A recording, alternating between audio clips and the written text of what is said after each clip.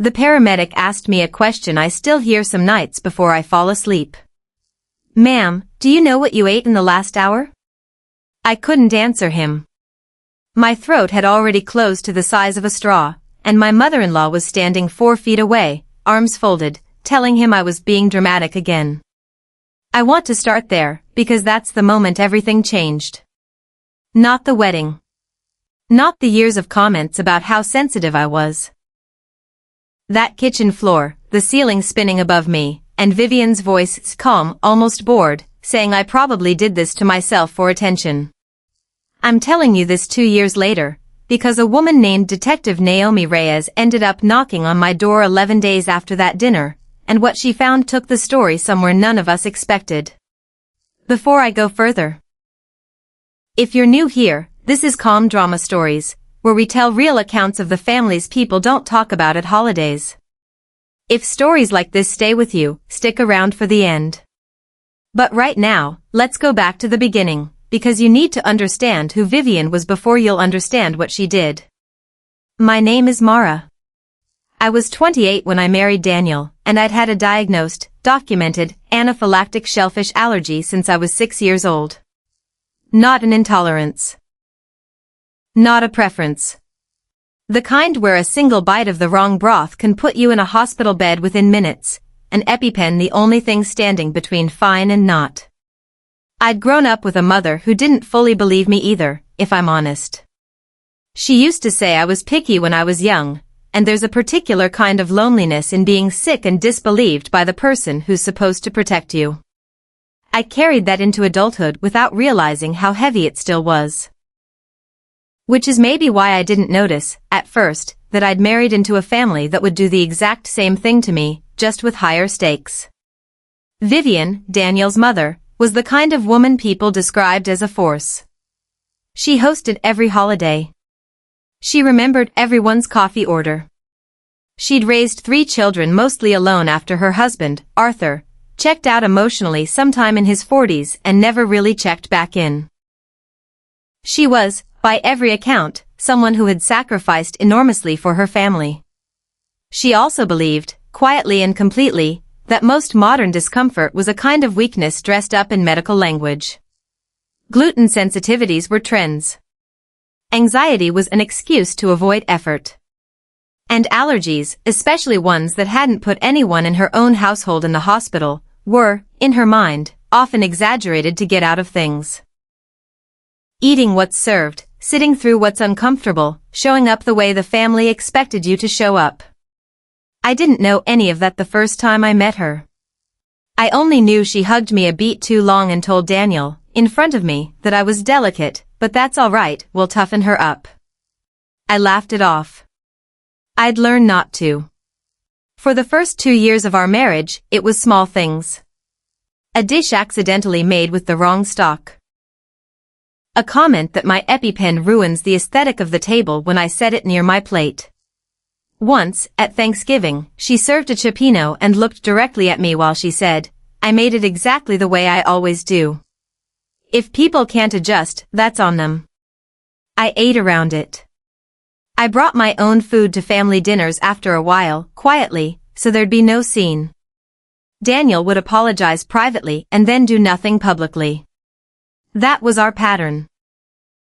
He loved me the way people love someone they don't want to lose an argument over, softly, and only when no one else was watching. I want to be fair to him, because this isn't a story about a villain and a hero. Daniel wasn't cruel. He was avoidant. He'd spent 30 years learning that disagreeing with his mother cost more than it was worth, and old habits don't dissolve just because you've grown up and married someone new. His sister, Priya, was different. She was the one who pulled me aside during that same Thanksgiving and said, quietly, "Bring your own fork next time too." Sometimes she forgets whose is whose.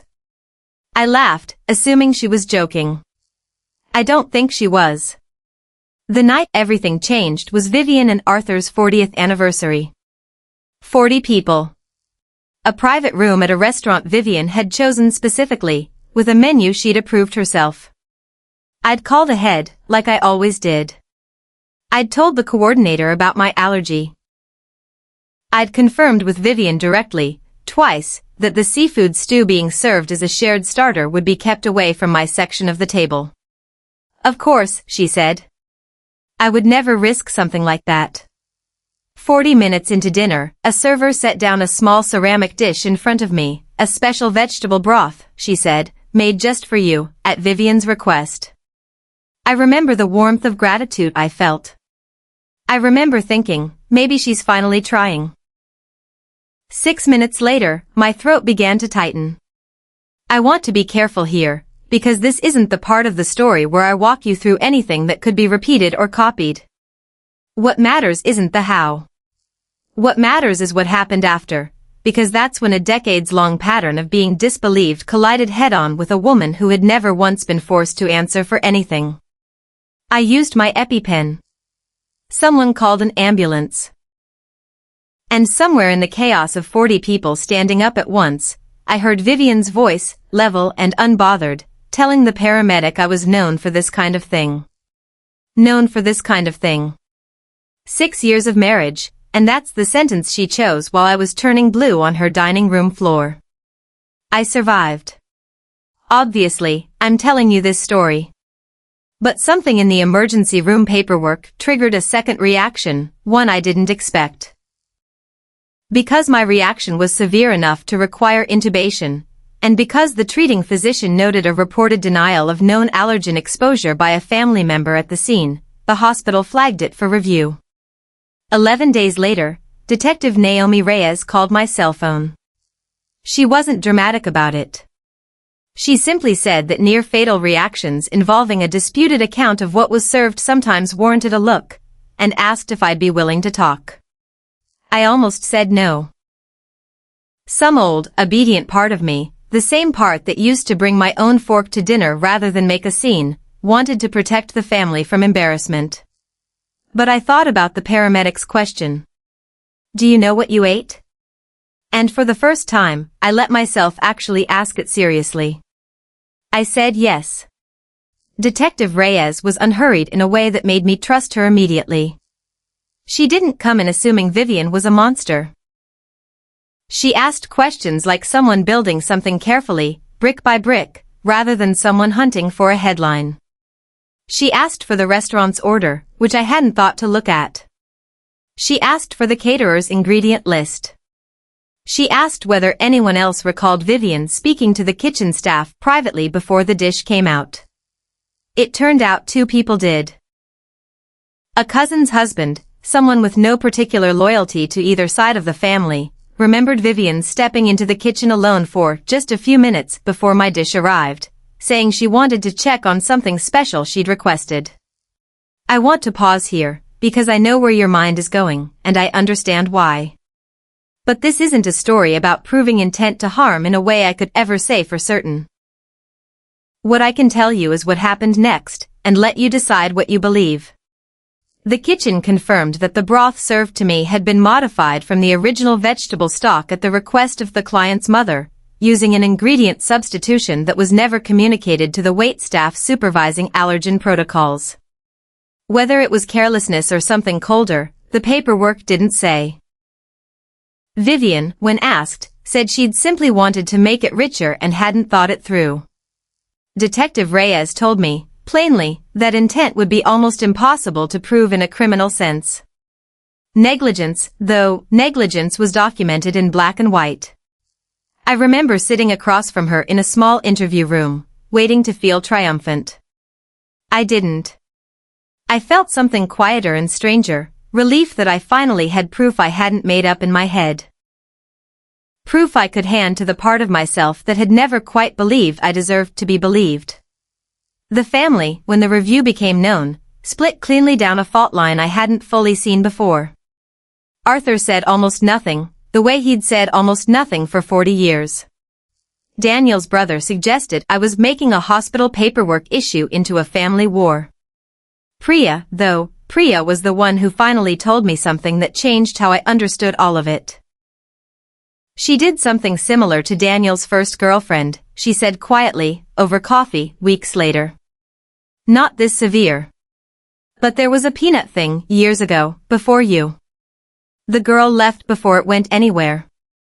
My mother's never said it out loud, but I think somewhere in her head, she believes love means proving you'll eat whatever's put in front of you. Like it's a test of whether you really belong. I sat with that for a long time. Not as an excuse. As an answer. Vivian hadn't set out, I think, to nearly kill me. She'd set out to prove, in the only language she trusted, that I would bend. That I would eat what she made, sit through what she served, and call it love. My allergy, the one thing in my life I could not bend on, was, to her, the last piece of me she hadn't yet gotten to control. That didn't make it forgivable. It made it, finally, understandable. And understanding, I learned, isn't the same thing as staying. Daniel and I had the hardest conversation of our marriage 2 weeks after the report closed. Not a fight. Something quieter and worse, the kind of conversation where you finally say the true thing out loud. I need you to actually see her, I told him. Not manage her. Not apologize for her behind closed doors. See her, out loud, the way I've been asking you to for 6 years. He didn't defend her that night. He just sat with his hands folded, looking like a man realizing all at once how long he'd been choosing the path of least resistance over the person he'd promised to protect. I let this happen, he said. Not the broth. All of it, before the broth. I let her decide what your place in this family would be, and I never once told her that wasn't hers to decide. It wasn't a perfect apology. But it was the first honest one. The last time I sat across from Vivian, it wasn't in a courtroom, because there never was one. Negligence claims like mine rarely end that dramatically, and I'd stopped expecting a dramatic ending by then. It was in her kitchen, the same kitchen where, I now understood, this had all quietly begun with someone else, years before me. She looked older than I remembered. Smaller, somehow, though nothing about her had physically changed. You could have died, I told her. Not as an accusation. As a fact I needed to say out loud in the room where it almost happened to someone else too. I know how to cook, she said. I've fed this family for 40 years. That's not what I asked. She didn't answer that. She looked at the counter instead, and for the first time in 6 years, I watched her not have a ready response. I'm not asking you to admit anything, I said. I stopped needing that a while ago. I just need you to know that I'm not coming back to a table where love means proving I'll eat what's put in front of me. I don't know if she understood what I meant. I don't know if she ever will. But I said it, and I meant it, and I walked out of that kitchen without waiting to see if she'd cry, or apologize, or defend herself one more time. She didn't come after me. Daniel and I are still married. That part surprised even me. But it's a different marriage now. One with boundaries that exist out loud instead of in whispered apologies after the fact. We see Arthur occasionally, briefly, at neutral places. We see Priya often. She's become, in a strange way, more like my sister than his. We do not go to Vivian's table anymore, and Daniel has, for the first time in his life, told his mother plainly that this isn't up for negotiation. Vivian has never apologized. Not really. I don't think she ever will, and I've made peace with that in a way that took longer than I expected. Some people don't get the ending you'd write for them in a story. They get the ending they were always heading toward, and you get to decide whether you'll still be standing there when it arrives. I used to think love meant proving I could be easy to have around. That I could shrink my needs down small enough to fit whatever table I was given a seat at. I know better now.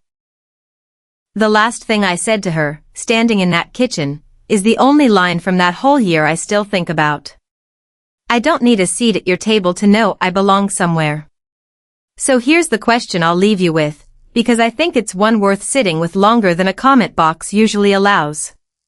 If someone spent 40 years believing that love means testing the people who marry into your family, and truly believed she was protecting that family, not harming it, would you have forgiven her? Or would you have done exactly what I did, and simply stopped setting a place for her at your table? If this story stayed with you, you know what to do, tell me in the comments, and if you want more stories like this one, calm drama stories will be here.